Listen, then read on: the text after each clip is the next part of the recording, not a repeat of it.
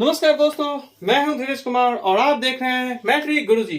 दोस्तों, आज के सवाल में मैं आप लोगों के लिए लेकर आया हूं लीनियर इक्वेशन में आपको अनुपात वाला सवाल होगा। a1/a2, b1/b2 और c1/c2 के थ्रू कैसे हम दो दिया हुआ क्वेश्चन में जो दो समीकरण दिया रहेगा वो समीकरण युग्म क्या बनाएगा, संगत बनाएगा, असंगत बनाएगा, विरोधी समीकरण युग्म होगा या अविरोधी होगा या आश्रित समीकरण युग्म होगा। तो आज की क्लास में हम लोग वही सीखने वाले हैं। तो फ्रेंड्स, इस चैनल पे आपको मैट्रिक की तैयारी करवाई जाती है, चाहे आप सीबीएसई बोर्ड के स्टूडेंट्स हो या बिहार बोर्ड या यूपी बोर्ड के, तो आप इस चैनल पर आकर आसानी से मैथ और साइंस की तैयारी फ्री में कर सकते हैं। तो चलते हैं क्वेश्चन पे और क्वेश्चन देखते हैं किस तरह से इस तरह के सवाल में बनाते हैं। सबसे पहले क्वेश्चन आपको मैं बताता हूं। अनुपातों a1/a2, b1/b2 और c1/c2 की तुलना करके ज्ञात कीजिए कि निम्न रैखिक समीकरण युग्म संगत है या असंगत है। संगत है या असंगत है।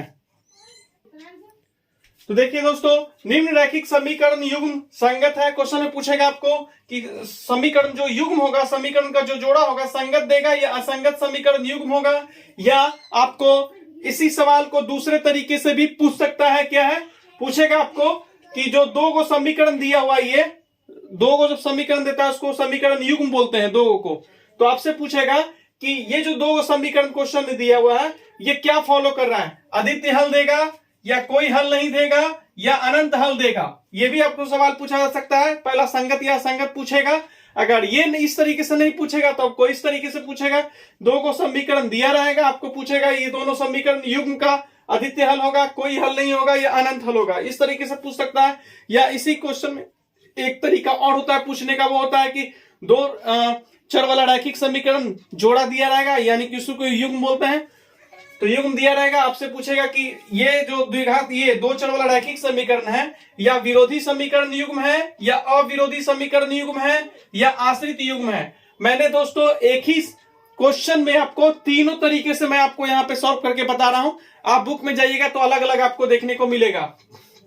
क्वेश्चन कैसे बनाएंगे देखिए। ये हमारे पास पहला क्वेश्चन है दोस्तों, मैं आपको यहां पे बना के दिखा रहा हूं। क्वेश्चन नंबर 1 को देखिए दोस्तों, क्या करेंगे। ये 3x है प्लस 2y है माइनस 5 है इक्वल टू 0 है। इसको आपको इक्वेशन 1 मानना है, ठीक है। अब आते हैं 2x है माइनस 3y है और माइनस 7 है, ये बराबर 0 है, इक्वेशन 2 मानना है आपको। क्वेश्चन में दिया रहेगा बराबर 0 देके लाइन पार के 1 मानिएगा, इसको 2 मानिएगा। सबसे पहला जो समीकरण है उसमें आपको a1, b1, c1 दिया जाएगा। अगर आपने पिछला वीडियो नहीं देखा है तो आप जाकर देखिएगा। दूसरा समीकरण से आपको a2, b2, c2 निकलेगा। a किसके साथ रहता है, तो x के साथ a रहता है, y के साथ b रहता है और c हमेशा अकेला होता है। तो देखिए यहां पे आप निकालिएगा तो x के साथ क्या है, ये पहला समीकरण, तो यहां पे a1 मिलेगा, इससे b1 मिलेगा और c1 मिलेगा। किससे, पहला समीकरण से। x वाले के साथ जो होगा वो a को बताएगा। चूंकि समीकरण एक है तो यहाँ पे a जो होगा a1 कहलाएगा। तो a1 हमारा 3 हो जाएगा, समीकरण 1 से निकालेगा a1 आपको 3 मिलेगा। फिर b1 निकालिएगा तो y के साथ जो है समीकरण 1 में देखिए अभी y के साथ जो है वो b1 को बताएगा। तो b1 हमारे पास 2 है और c1 क्या हो जाएगा, तो c1 आपके पास -5 मिलेगा। आपको a1, b1, c1 पहले निकालना है, फिर a2, b2, c2 निकाला जाता है। समीकरण 2 में देखिए अब a2 निकालना है, b2 निकालना है, c2 निकालना है, वो समीकरण 2 से निकलता है। x के साथ जो होता है वो a होता है। तो a2 किस में निकलेगा, समीकरण 2 से। तो x के साथ जो होगा वो a2 को बताएगा। तो a2 हो गया हमारा कितना, 2 हो गया। b2 कितना हो गया, y के साथ b2 होगा। तो b2 जो होगा वो हमारा -3 होगा और c2 जो होगा वो समीकरण 2 में जो अकेला रहेगा वो c2 को बताएगा। c2 आपका हो गया -7। इतना आपने निकाल लिया। तो इस तरह से आपको निकाल लेना है a1, b1, c1। a1, b1, c1 आपको समीकरण 1 से निकलेगा, a2, b2, c2 आपको समीकरण 2 से निकलेगा। याद रखिएगा x के साथ a रहता है, y के साथ b रहता है और c अकेला रहता है, ठीक है। समीकरण 1 है तो यहाँ पे a1 होगा, ये b1 कहलाएगा, ये c1 कहलाएगा। समीकरण 2 है तो इसमें a2 कहलाएगा, b2 कहलाएगा, ये c2 कहलाएगा। इतना जान गए आप कैसे बनाइएगा। तो सबसे पहले a1/a2, b1/b2 और c1/c2 आपको निकालना है अलग से। देखिए तो आप ऐसे निकालिएगा जैसे मैं आपको सिखा रहा हूं, वैसे बनाइएगा। a1/a2 निकालेंगे। a1 यहाँ पे कितना है, 3 है, बराबर दीजिए। फिर a2 कितना है, 2 है। तो a1/a2 आपने निकाल लिया, 3/2। फिर क्या निकालना है, b1/b2। तो b1/b2 कैसे निकलेगा? B1 का मान देखिए 2 है और B2 का मान -3 है। तो दोस्तों ये हमारा आएगा, माइनस ऊपर फेंक दीजिएगा, तो ये हमारा B1/B2 आया -2/3, ये आया 3/2। देखिए दोस्तों A1/A2 का मान 3/2 है, B1/B2 का मान -2/3 आया है। अब बताइए क्या जो A1/A2 और B1/B2 का मान बराबर आया है? नहीं ना, ये दोनों बराबर नहीं आया है। इसका मतलब यहां पे A1/A2 नॉट इक्वल टू हो गया B1/B2। अगर आपको शुरू में दोस्तों, आपको शुरू में A1/A2 निकाले, B1/B2 निकालिएगा, अगर इन दोनों का मान आपस में बराबर नहीं रहे तो पहला condition A1/A2 not equal to B1/B2 होता है। ये इसी को फॉलो कर रहा है। जब इसको फॉलो करता है तो मैंने पिछला वीडियो में आपको बहुत ही डिटेल से बताया था कि जब A1/A2 B1/B2 हो जाए तो जो दोनों समीकरण युग्म दिया हुआ है वो कौन सा रूल फॉलो करेगा? तो पहला, अगर हम बात करें संगत या असंगत में, तो याद रखिएगा जब A1/A2, पहले संगत वाला बात कर लेते हैं, A1/A2 not equal to B1/B2 हो गया, तो ये जो दो को समीकरण दिया हुआ है, समीकरण का जो जोड़ा दिया हुआ है दो चर वाला रैखिक समीकरण का, ये क्या देगा? संगत समीकरण युग्म देगा। क्या देगा? संगत समीकरण युग्म। चूंकि ये हो गया है तो यहां पे लिखेंगे हम, बन गया, इतना आ गया। चूंकि यहां लिखेंगे समीकरण युग्म, समीकरण युग्म क्या देगा हमको? समीकरण युग्म संगत होगा, संगत होगा। पहला मिल गया। संगत क्यों होगा दोस्तों? तो याद रखिएगा जैसे ही क्वेश्चन दो समीकरण सॉल्व करके पहला ये कंडीशन फॉलो कर दिया, A1/A2 not equal to B1/B2 follow कर दिया अगर ये वाला रूल, तो क्या होता है? दोनों समीकरण दिया हुआ है वो संगत क्या होगा? समीकरण युग्म जो होगा वो संगत होगा। पहला मिल गया। अगर आपको दूसरे तरीके से क्वेश्चन पूछता और आपसे पूछता कि जो दो को समीकरण है, समीकरण युग्म बोलते हैं, दो को समीकरण जब भी दो चर वाला दिया रहेगा तो दोनों को मिला के युग्म कहलाता है, समीकरण युग्म, दो चर वाला समीकरण युग्म। तो यहां समीकरण युग्म संगत हो गया। अगर आपसे क्वेश्चन में पूछता कि जो क्वेश्चन में देता कि दो चर वाला रैखिक समीकरण युग्म का क्या होगा? एक हल होगा, आदित्य हल को एक हल बोलते हैं, कोई हल नहीं होगा या अनंत होगा, अनंत हल होगा। तो दोस्तों आपको याद ये रखना है कि अगर ये वाला कंडीशन बोले, ये तीनों पूछ दे सवाल में, इसी तरीके से बनता है, तो ये कंडीशन फॉलो कर दे तो हमारा दूसरा अगर सवाल इस तरीके से पूछा जाएगा तो इसका क्या होगा? ये जो दो चर वाला क्या है रैखिक समीकरण युग्म जो है ये आदित्य हल देगा। क्या देगा? आदित्य हल देगा। कब? जब ये कंडीशन फॉलो कर जाएगा तब क्या देगा? ये आदित्य हल होगा। समीकरण युग्म का ऐसे लिखिएगा, समीकरण युग्म का आदित्य हल, आदित्य हल होगा। ठीक है। अगर आपको इस तरीके से पूछता कि दो चर वाला रैखिक समीकरण क्वेश्चन दिया रहेगा और आपसे पूछेगा कि आदित्य हल होगा, कोई हल नहीं होगा, अनंत हल होगा, तो आपको कैसे पकड़ना है? सबसे पहले A1/A2 B1/B2 और C1/C2 का मान निकाल लेना है। अगर A1/A2 B1/B2 का मान अगर नॉट इक्वल टू आ गया तो कौन सा कंडीशन फॉलो करेगा? जो दिया गया, जो क्वेश्चन में दिया रहेगा दो चर वाला रैखिक समीकरण का युग्म, वो फॉलो करेगा आदित्य हल वाला कंडीशन को। ठीक है। ये जब आएगा तो ये आदित्य हल बताएगा। जो समीकरण युग्म होगा क्वेश्चन में, समीकरण का जो जोड़ा होगा वो क्या कहलाने लगा? आदित्य हल कहलाने लगा। आदित्य हल का मतलब केवल एक हल, केवल एक हल होता है। ठीक है। केवल एक हल। आदित्य हल का दूसरा केवल और केवल एक हल लिखाता है। ठीक है। अब आते हैं, अगर आपको क्वेश्चन में क्वेश्चन इसी तरह से दिया रहेगा और आपसे पूछा जाएगा कि जो दो चर वाला रैखिक समीकरण युग्म है वो विरोधी समीकरण युग्म होगा या अविरोधी समीकरण युग्म होगा या आश्रित होगा, तो जब क्वेश्चन अगर इस कंडीशन को सॉल्व करने के बाद अगर इस कंडीशन को फॉलो करने लगे तो जो समीकरण युग्म होगा वो क्या होता है? तो वो हमारा अविरोधी कहलाने लगता है। क्या कहलाने लगता है? अविरोधी कहलाने लगता है। तीनों मैंने एक ही बार में एक ही क्वेश्चन में बता दिया दोस्तों। समीकरण युग्म, समीकरण युग्म अविरोधी होगा, अविरोधी होगा। दोस्तों मैंने आपको एक ही क्वेश्चन के थ्रू ये तीनों कंडीशन, तीनों टाइप का क्वेश्चन मैंने एक ही क्वेश्चन में घुसा के आपको बता दिया।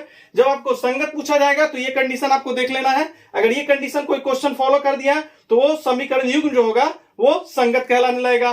दूसरा आपको क्वेश्चन अगर पूछ दे कि आदित्य हल होगा, कोई हल नहीं होगा, समीकरण युग्म का क्या होगा, आदित्य हल होगा, कोई हल नहीं होगा, या अनंत हल होगा, तो आपको यही कंडीशन चेक कर लेना। अगर ये कंडीशन कोई क्वेश्चन फॉलो कर दिया तो वो समीकरण जो युग्म है, ये समीकरण का जो जोड़ा है वो आदित्य हल देगा। क्या देगा? आदित्य हल, यानी केवल और केवल एक हल देगा।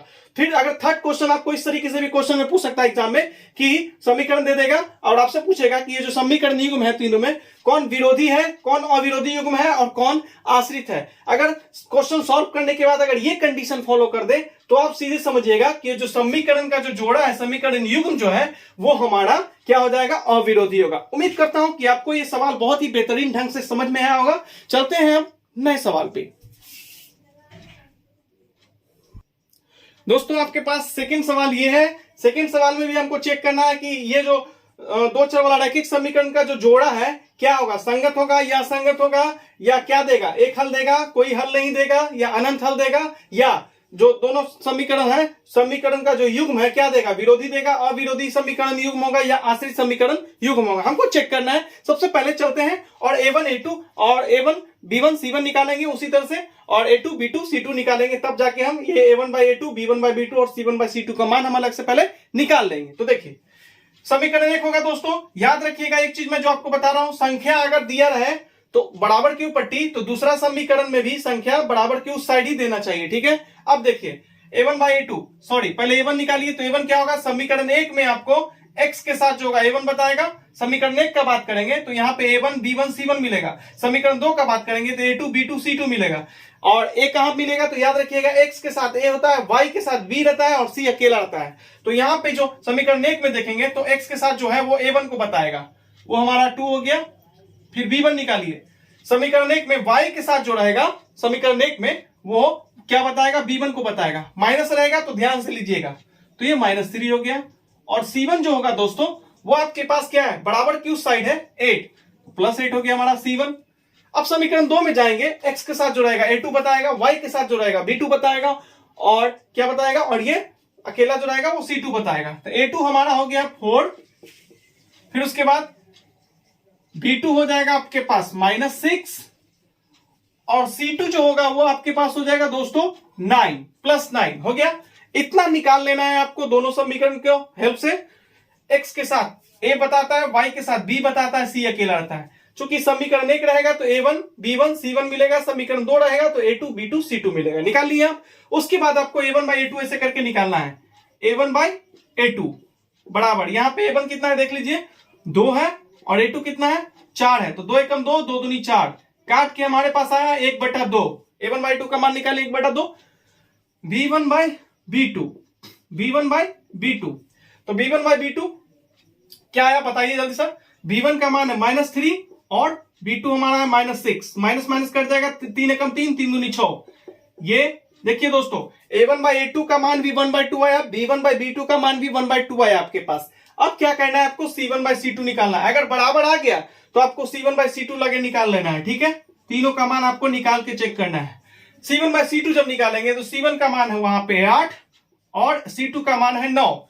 दोस्तों आप एक चीज थोड़ा सा ध्यान दीजिएगा, यहां जो A1 by A2 निकाले हैं वो 1/2 दिया है, B1 by B2 जो निकाले हैं वो भी 1/2 दिया है। तो ये दोनों तो आपस में बराबर हो रहा है दोस्तों, क्योंकि A1 by A2 का मान भी 1/2 आ रहा है, B1 by B2 का मान भी 1/2 आ रहा है। तो ये दोनों तो आपस में बराबर हो गया, इसमें तो कोई शक आपको नहीं होना चाहिए। लेकिन क्या थर्ड वाला देखिए, C1 by C2 का मान है 8/9, क्या C1 by C2 B1 by B2 के बराबर है? नहीं है। C1 by C2 A1 by A2 के बराबर है? नहीं है। तो ये जो C1 by C2 है ये ना तो इसके बराबर है और ना ही इसके बराबर है, यानी कि ये कंडीशन फॉलो कर रहा है। कौन सा कंडीशन? चूंकि A1 by A2 is equal to B1 by B2 is equal to, क्यों लिखे दोस्तों? क्योंकि ये A1 by A2 का मान यही है, B1 by B2 का भी मान वही है, तो ये दोनों तो बराबर हो गया। लेकिन तीसरा जो है C1 by C2 ये ना तो इसके बराबर हो रहा है और ना ही इसके बराबर हो रहा है, तो नॉट इक्वल टू हो जाएगा C1 by C2। तो दोस्तों अब मैं जो बता रहा हूं याद रखिएगा, कोई क्वेश्चन समीकरण युग्म को आप सॉल्व करें, अगर ये कंडीशन दे रहा है सॉल्व करने के बाद, तो क्या क्या कंडीशन हो सकता है वो मैं आपको बता रहा हूं। पहला, ये जो होगा वो संगत नहीं होगा, क्या होगा? असंगत होगा। पहला ये क्या क्या फॉलो कर रहा है, तो यहां पे देखिए, चूंकि समीकरण युग्म युग्म चूंकि दिया हुआ, ऐसे लिखिए, दिया हुआ समीकरण युग्म A1/A2 is equal to B1/B2 not equal to C1/C2 को फॉलो करता है। क्या कर रहा है? फॉलो करता है।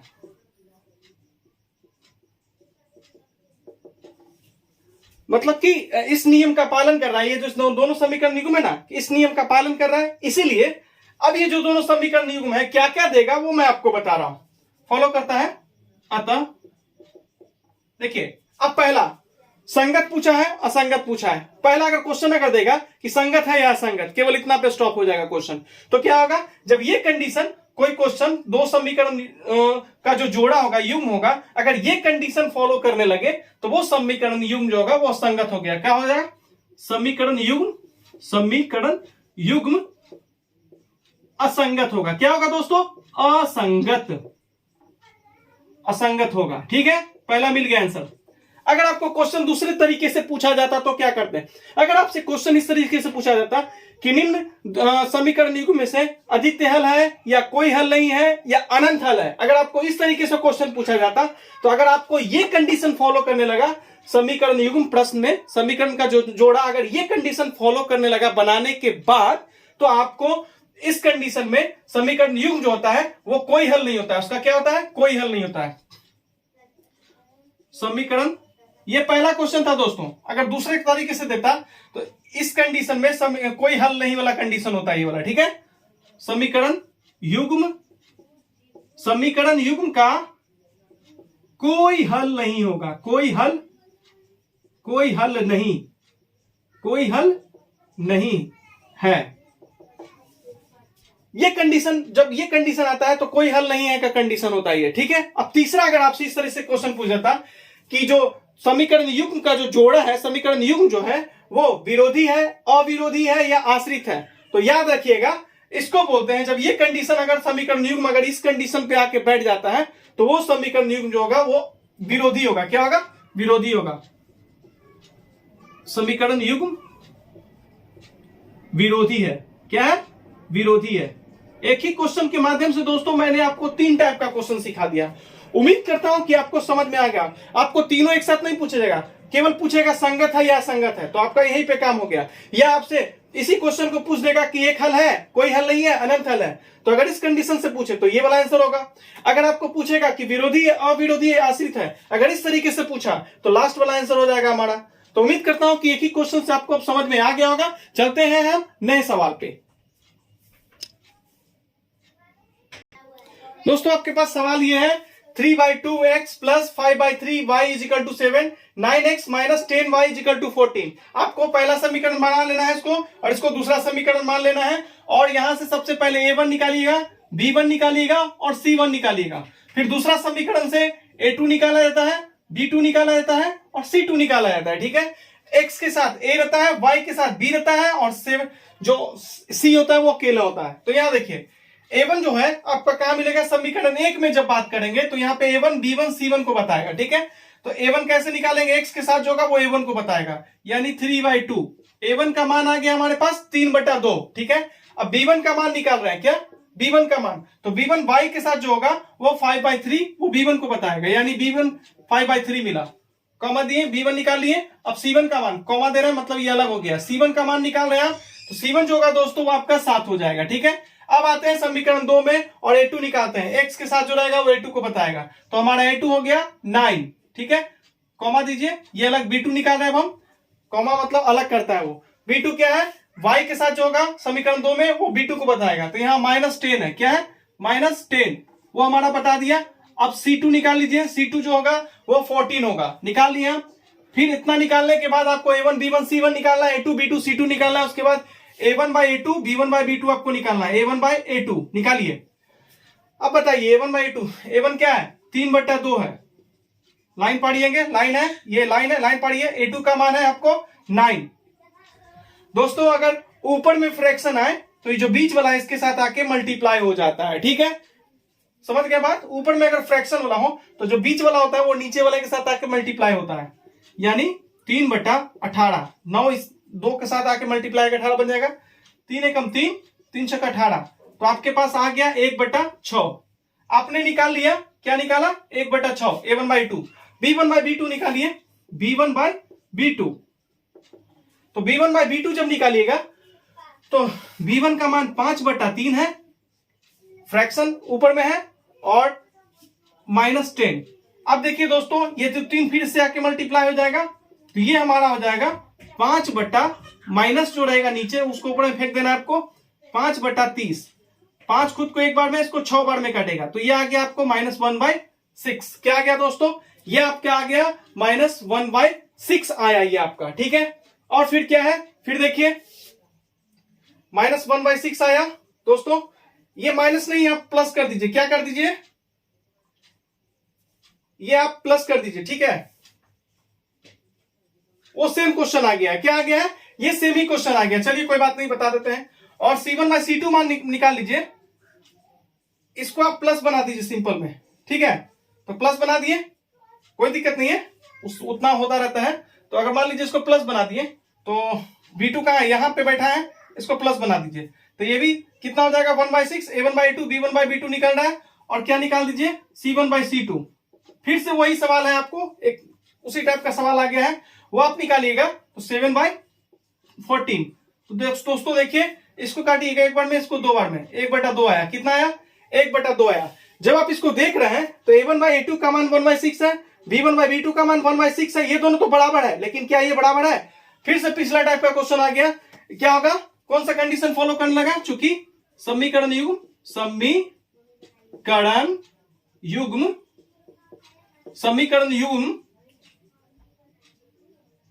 A1/A2 is equal to B1/B2 not equal to C1/C2 को फॉलो करता है। देखिए ध्यान से दोस्तों, ये दोनों तो बराबर हो गया। क्या C1/C2 इसके बराबर है? नहीं है। C1/C2 A1/A2 के बराबर है? नहीं है। देखिए ना, ये मान इसके बराबर है? नहीं है। ये मान 1/2 इसके बराबर नहीं है। यानी A1/A2 B1/B2 तो बराबर है आपस में, लेकिन C1/C2 किसी के बराबर नहीं है। तो ये कंडीशन फॉलो कर दिया। तो हम लिखेंगे समीकरण युग्म, दिया गया, ऐसे लिखेगा आप, दिया गया समीकरण युग्म A1/A2 B1/B2 not equal to C1/C2 को फॉलो करता है, या इस नियम का अनुपालन करता है, आप ऐसे भी लिखेगा।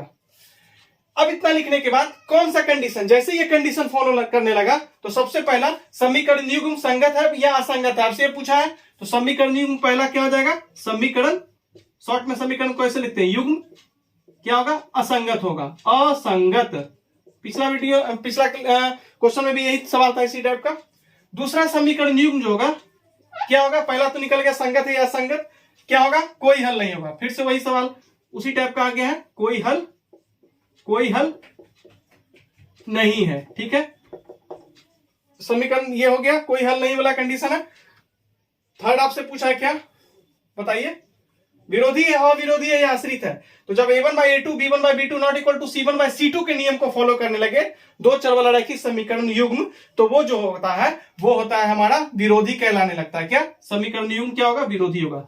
समीकरण युग्म क्या होगा? विरोधी है। समझ गए दोस्तों? ये सेम टाइप का सवाल 2 बार आ गया। एक और मैं बता देता हूं। चलते हैं नए सवाल पे। दोस्तों एक सवाल मैंने आप लोगों के लिए और लिया है, चौथा सवाल भी आप उतार लीजिएगा। वो एक और कंडीशन है, इसीलिए मैंने ये सवाल लिया है। सेकंड वाला थर्ड वाला जो क्वेश्चन था सेम, दोनों एक ही टाइप का सवाल था, इसलिए मैंने एक क्वेश्चन और आप लोगों के लिए लाया है। देखिए सबसे पहले यहां पे क्या कीजिएगा, A1 निकालिएगा पहला समीकरण से, तो कितना होगा? x के साथ जो होगा वो 2 होगा। फिर B1 निकालेंगे, B1 का मान क्या होगा? y के साथ जो होगा वो B1 को बताएगा। दोस्तों समीकरण 1 में काम कर रहे हैं, और C1 जो C होगा वो अकेला होगा, संख्या को बताएगा। C1 हमारा हो गया -9, निकाल लिया आपने। अब A2 B2 C2 निकालना है आपको। A2 B2 C2 कहां से निकलेगा? समीकरण 2 से निकलेगा। समीकरण 2 में अगर x के साथ जो नंबर होगा वो A2 को बताएगा, वो हमारा है 4। फिर B2 निकालना है, तो y के साथ जो बताएगा वो B2 बताएगा, और फिर C2 निकालना है, तो C2 जो होगा वो -18 आएगा। क्या आएगा? -18। आप लोगों ने निकाल लिया। उसके बाद क्या करना है? बल्ले बल्ले करना है। सबसे पहले क्या करेंगे? A1/A2 का मान निकालना है, निकाल लीजिए। फिर b1 बाई b2 का मान निकाल लीजिएगा और उसके बाद c1 बाई c2 का मान आपको निकालना है। ठीक है, देखिए मैं निकाल के दिखा रहा हूं। a1 बाई 2 निकालिए, तो a1 का मान है 2 और a2 का मान है 4, 2 एकम 2, 2 दूनी 4, यानी 1/2 आया। a1 बाई a2 का मान आपका 1 बाई 2 निकाला आपने, b1 बाई b2 का मान आप निकालिए, तो b1 का मान है 3 और b2 का जो मान है आपके पास 6 है। 3 से 3 एक बार में काटेगा, 6 को 2 बार में काट देगा, 3 खुद को एक बार में काटेगा और 6 को 2 बार में काट देगा, तो काट कूट कर आया 1 बाई 2। b1 बाई b2 का मान भी आया 1 बाई 2। फिर आप c1 बाई c2 का मान निकालने जा रहे हैं। c1 बाई c2, c1 का मान कितना है, -9 है और -18 है। c2 का मान माइनस से माइनस कटेगा, 9 से 9 खुद को एक बार में काटेगा, 18 को 2 बार में काट देगा, 1/2। आपने क्या देखा, a1 बाई a2 का मान भी 1 बाई 2 आया, b1 बाई b2 का भी मान 1 बाई 2 आ रहा है और c1 बाई c2 का भी मान 1 बाई 2 आ रहा है। तो ये तीनों ही मान जो है क्या है, बराबर नहीं आ रहा है। तो जैसे ही बराबर आ गया तो अब हम यहां पे इतना करने के बाद लिखेंगे समीकरण ऐसे आप लिख दीजिएगा, दिया हुआ, दिया गया ऐसे करके लिखते हैं। दिया गया समीकरण युग्म कौन से कंडीशन को फॉलो करता है, a1 by a2 b1 by b2 is equal to c1 by c2 नियम का अनुपालन कर रहा है। नियम का अनुपालन आप ऐसे भी लिख सकते थे, पीछे वाला में भी अनुपालन करता है। ठीक है, अतः अब देखिए अनुपालन कर लिया, क्या क्या हो सकता है। पहला, अगर कोई क्वेश्चन आपको ये कंडीशन फॉलो करने लगे, सॉल्व करने के बाद a1 by 2 b1 by b2 is equal to c1 by c2 को फॉलो करने लगे, नियम का पालन करने लगे, दो चर वाला रैखिक समीकरण युग्म का जोड़ा अगर इस नियम का पालन करने लगे तो समीकरण युग्म जो होगा क्या क्या कहलाएगा। सबसे पहले वो देखिए, ये जो समीकरण युग्म होगा क्या कहलाने लगेगा, वो हमारा कहलाने लगेगा संगत। क्या कहलाने लगेगा, संगत। अगर पहला क्वेश्चन के अनुसार बनाते हैं, केवल ये पूछता संगत है कि असंगत है, तो आप का आंसर जो होता वो होता संगत। इतना सॉल्व करने के बाद समीकरण युग्म संगत होगा। क्या होगा, संगत होगा। पहला क्वेश्चन बन गया दोस्तों। अगर आपको क्वेश्चन इस तरह से संगत या असंगत ना देकर आपको क्वेश्चन ऐसे देता कि दो चर वाले रैखिक समीकरण युग्म का अद्वितीय हल है या कोई हल नहीं है या अनंत हल है, अगर इस तरह से आपको क्वेश्चन बोलता, तो अगर आपको ये कंडीशन फॉलो कर रहा है तो आप निश्चिंत होकर आप सीधे मारिएगा कि समीकरण युग्म जो होगा अनंत हल देगा या अनगिनत रूप से अनेक हल देगा। आप ऐसे भी लिख सकते हैं, समीकरण युग्म का अनंत हल होगा, अनंत हल होगा। आपको इसी तरीके से अनंत हल लिखना है, नहीं तो आप लिखिएगा समीकरण युग्म का अनगिनत रूप से अनेक हल होगा। क्या लिखेगा, समीकरण युग्म का अनगिनत रूप से अनेक हल होगा। अनंत हल के जगह पे आप ऐसे भी लिख सकते हैं। ठीक है, उसके बाद ये तो हो गया। अगर क्वेश्चन देता कि कोई हल नहीं है, अनंत हल है या अद्वितीय हल है इस समीकरण युग्म का, तो क्या होगा। अगर आपको इस तरीके से क्वेश्चन देता तो आपका आंसर केवल ये बनता। अगर आपको एक और तरीका होता है समीकरण युग्म के जोड़ा का क्वेश्चन पूछने का कि विरोधी है कि अविरोधी है या आश्रित है, अगर समीकरण युग्म सॉल्व करने के बाद इस कंडीशन को फॉलो करने लगे तो जो समीकरण युग्म होगा वो आश्रित समीकरण युग्म कहलाता है। क्या कहलाता है, आश्रित समीकरण युग्म। समीकरण युग्म आश्रित होगा। क्या होगा, आश्रित होगा। समझ गए दोस्तों, तो आप ऐसे भी लिख सकते थे आश्रित समीकरण युग्म। That's all. तो दोस्तों जितना भी इस टाइप से सवाल था मैंने आपको अभी सिखा दिया, a1 by 2 b1 by b2 और c1 बाई c2 को। देखिए दोस्तों यहां पे ध्यान से आप देख लीजिएगा, इस तरह से आपको इस तरीके का सवाल आएगा तो बनाना है। ये तो अभी चेक करने वाला सिखा है कि a1 by a2 b1 by b2 c1 by c2 का मान चेक करके निकालें और हम पता किए कि समीकरण युग्म संगत है या असंगत है, कोई हल नहीं है, अद्वितीय हल है समीकरण युग्म का या अनंत हल है, समीकरण युग्म का विरोधी है या अविरोधी है या आश्रित है। अभी तो चेक करके बताए, हम अभी चेक करना सिखाए हैं। अब इसी टाइप पे भी और क्वेश्चन आने वाला, लेकिन वो टाइप बिल्कुल चेंज हो जाता है। तो अगले क्लास में आपको वो देखने को मिलेगा। तो दोस्तों उम्मीद करता हूं कि आपको आज का क्लास पसंद आएगा। अगर फ्रेंड्स, अगर आपको हमारा क्लास पसंद आता है तो प्लीज चैनल को सब्सक्राइब करें और अपने फ्रेंड सर्कल में जितना मैक्सिमम से मैक्सिमम हो सके शेयर कीजिए, ताकि 2023 में स्टूडेंट जो एग्जाम देने वाले हैं बिहार बोर्ड के, अभी मैं बिहार बोर्ड के स्टूडेंट्स को पढ़ा रहा हूं, कुछ 1 से 2 दिन में आपको सीबीएसई बोर्ड के स्टूडेंट्स को भी मैं पढ़ाना शुरू कर दूंगा इसी चैनल पे। तो दोस्तों, क्लास पसंद आता तो प्लीज चैनल को सब्सक्राइब करें। मिलेंगे हम अगले वीडियो में, तब तक के लिए धन्यवाद। जय हिंद, वंदे मातरम।